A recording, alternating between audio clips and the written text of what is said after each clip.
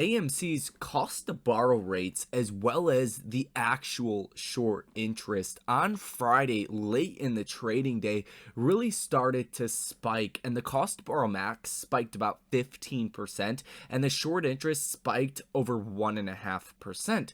So we're going to talk about that, yes.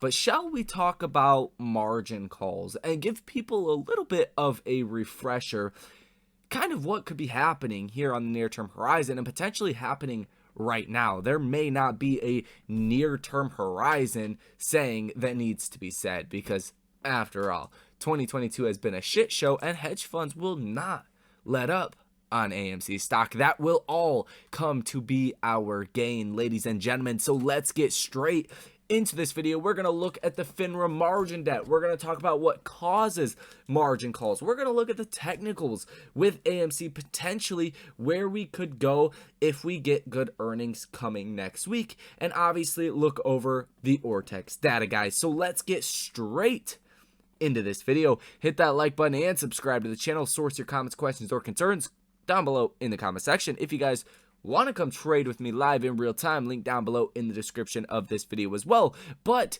fuck all that, let's get straight into the video, ladies and gentlemen. So first things first, let's talk margin calls, and then we'll talk technicals. We'll talk about the data, the cost to borrow rates, the short interest, days to cover, all of that good jazz.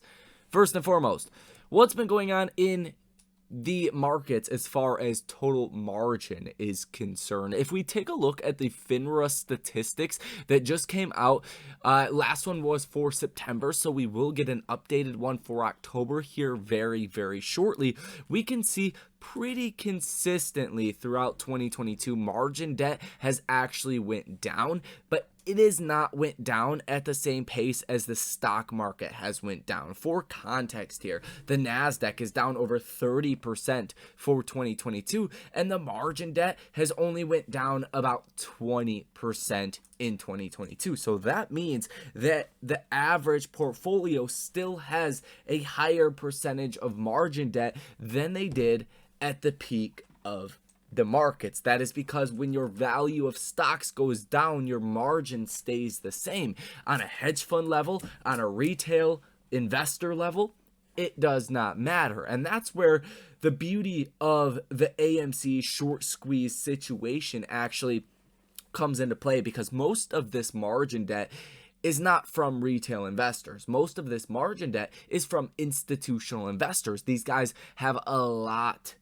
of money. We got a lot of money too, don't get me wrong. The last couple of years have been pretty good to the retail investors statistically, but by and large, this is institutional held margin debt, and margin debt stays fixed unless you pay it down. So no matter what happens with your stocks, essentially your margin debt's going to stay the same. So when stocks go down 30% on the NASDAQ, and most people are NASDAQ type tech investors these days, well, that's a big problem for a lot of hedge funds. And that's where you can get into a situation where you can start to see massive margin calls on specific securities, especially ones that start to demand a lot more collateral and a lot more margin allocation to them, which could be the case very soon for AMC, and that is my personal belief. And why potentially could this be a big problem for hedge funds?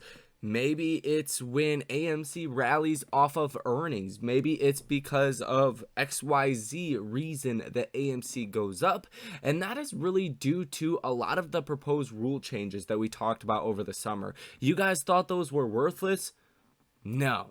The biggest one that I am really focusing on right now here in this video, but I've been actively monitoring, is from the DTCC over the summer, where essentially all securities were downgraded in the eyes of banks. Basically, the DTCC said for even triple rated securities, AAA rated securities such as Apple, some of your safest, most cash heavy stocks in the markets, you still had to discount those at least 20% all the way to 100%, meaning that if you got $1 million margin call, for an example, if you had securities you were trying to put up that were, call it A rating or B rating securities, your average stock, I would call, is rated around that, then you might have to put up double the collateral to meet that margin call. Meaning if you had $1 million margin call, you'd have to put up $2 million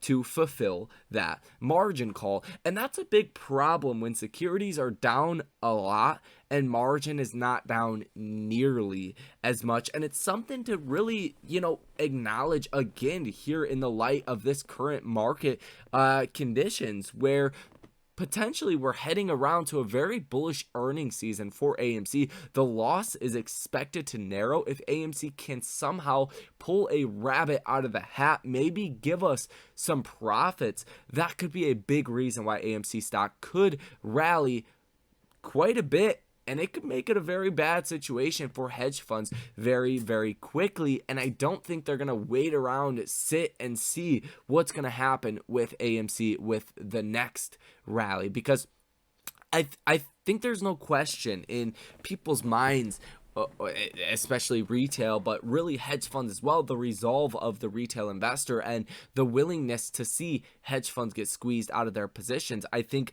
a lot of people would get behind another rally with AMC and really GameStop. I think those two are like, the two out of the bunch that I don't think there would be hesitation from retail investors jumping into those stocks to play a trade to the upside. Even other institutional investors as well. When, like I said in the last video, there's some hedge funds or institutional investors for one reason or another, whether it's disclosure purposes or just, ETF style kind of investors that cannot short stocks in general, so they have to try to play the upside. Like I pointed out in the last video, Cathie Wood is a great example of that. She can't go out and short stocks like that. She can personally do that, but not with the fund. The ETF cannot go out and short stocks. So sometimes, really, if you want to return, in this market environment, you might have to go after some of those riskier short squeeze kind of trades. And that's another reason why I think AMC looks a little bit more attractive in those regards as well. Now, let's go ahead and take a look at the ORTX data, and we can see the sharp increase in the cost to borrow max rate on Friday. And that is now at 36.23%. The cost to borrow average at 18.39%, and the cost to borrow minimum at 0.36%. Cost to borrow's rate spiking is a big sign that, one, there's a lot of demand to sell AMC stock short, but potentially people that are lending out stock, other institutional investors, they see a move coming to the upside over the near-term horizon, and they want a higher interest rate essentially to lend out their stock. That is a big problem for institutional investors, because unlike your mortgage loans or your car loans or other amortized loans where you pay for, say, 5 years for a car loan or 30 years for a home loan and it's completely paid off, there's no balloon payments or anything, or the interest rate is not going to fluctuate. Margin debt is very different in that regards. Typically, if you take out a margin loan to go out and short a stock with a cost to borrow rate set at a certain percentage, it typically does not stay at that percentage. It's typically more like an ARM loan, right? An adjustable rate mortgage that can go up and it can go down. So when you see these rates go up, it can turn into a very bad situation for hedge funds, especially if you do get the actual price of the stock going up as well. And this is how you can get that snowball effect where the price of the stock goes up, hedge funds start to get squeezed, and you start to get the cost to borrow rates that go up as well. A lot of the biggest short squeezes we have seen over the past couple of years have had cost to borrow rates, excess of 50%, sometimes excess of hundreds of percents. That makes it a big problem for hedge funds. Now, you also seen the short interest go up as well quite sharply on Friday, up about 2.54% on the day alone, now at about 20.5%. The live short interest sitting at about 105.66 million shares that are currently sold short. So all of this is not looking too good for your hedge funds with short positions on AMC stock. Now, as far as a positive order value, yesterday you seen 100% positive order value as well. totaling about $41,000. Not a lot of option activity that is being played as of right now in AMC. It does look like an overwhelming majority of the total options, though, are skewed to the bullish side as you look at the open interest for the call side expiring November 18th, which is going to be the next large option expiration for the markets for AMC. That's sitting at 66.78% calls, 33.22% put. So it's obvious that a lot of people are expecting that upside move here coming very shortly for AMC stock. And I think very well could be earnings. Typically, AMC, does fall the day before earnings, the days leading up to earnings, but it typically does rally after earnings, as AMC usually always beats expectations. And in this market environment, if you beat expectations, and especially if you guide higher, which I think AMC will do for Q4 given the blockbuster movies that are about to come out over the next couple of weeks, I think that makes for a very high likely of a positive gain after earnings, and that really is going to put a lot of pressure on those hedge funds. Now, as far as days to cover as well, that is sitting at 4.82, and you do have 100% share utilization. Why I call out these two factors is 100% share utilization. It's been that way for months now. It really puts a lot of pressure on those cost to borrow rates, and days to cover is showing you how hard it would be for shorts to actually get out of their short positions if they needed to, if the stock started to go up. It's showing you that volume has been lower and that you could be prone to a pretty decent rally just based off of the length of time it would take for hedge funds to get out of those short positions in general. Now, like I said, guys, I still want to look at the technicals and the actual chart here because I think that is very important to do, but I don't want to focus too much on it because a lot of the technicals are pretty bearish. But as we know, when technicals are so bearish in a stock, it doesn't take a lot of good to actually rally that stock. So the technicals don't look good necessarily. Some aspects do, but they almost look so bad that they are prone to act so aggressively bullish on any slight bit of good news. Now, in regards to where we currently sit, yes, it has been bad over the last couple of weeks. It has been quite neutral, really, over the last couple of months. We're slightly under the same levels we were at around May and June.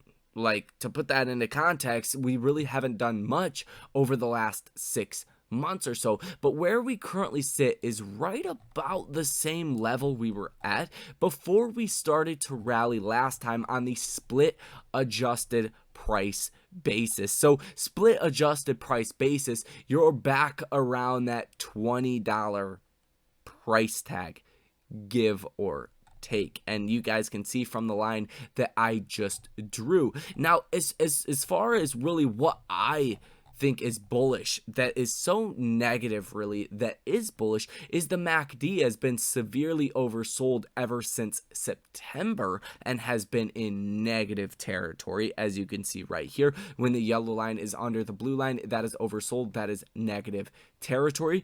And you can also see the RSI really has not been overbought in a very long time, ever since the last rally that we seen back in June, slightly a little bit back here in August, but that was after a over 100% move. Excuse me. Now, where we currently sit is 37.41 on the RSI. Neutral is 50, so you're well under that level. Like I said, MACD extremely bearish as well. And when you're this bearish heading into earnings, and when you have so many different factors potentially leading to a bullish move, like the hedge funds that, as far as margin is concerned, don't look very good. The high short interest on AMC, the spiking cost of borrow rates, and potentially good news around the corner coming on earnings, it could lead up to a very bullish scenario, especially given the options and the option activity that we are seeing on the option chain as of right now. We're going to talk about that in another video, talking about the potential of a gamma squeeze coming over the next couple of weeks. But when you're this negatively positioned, it doesn't take a whole lot. And I think it's pretty safe to say people are very much underestimating some of these films that are going to be hitting movie theaters, and potentially the revenue and earnings numbers AMC might be able to foreshadow for us on this earnings call for potentially next earnings season. Avatar 2 alone, coming out December 16th, is, or well, Avatar, the original one, is the top grossing movie of all time. It's sitting at $3 billion currently, right behind Marvel Avengers Endgame. So I think there's a lot of things that make me want to be positive on the stock over the next couple of weeks and the next couple of months. A lot of that has the potential to lead into another short squeeze, guys. So that is going to be all for this video. Hit that like button and subscribe to the channel if you guys haven't not already. Most importantly, you guys enjoy your weekends, and I will see you in the next one.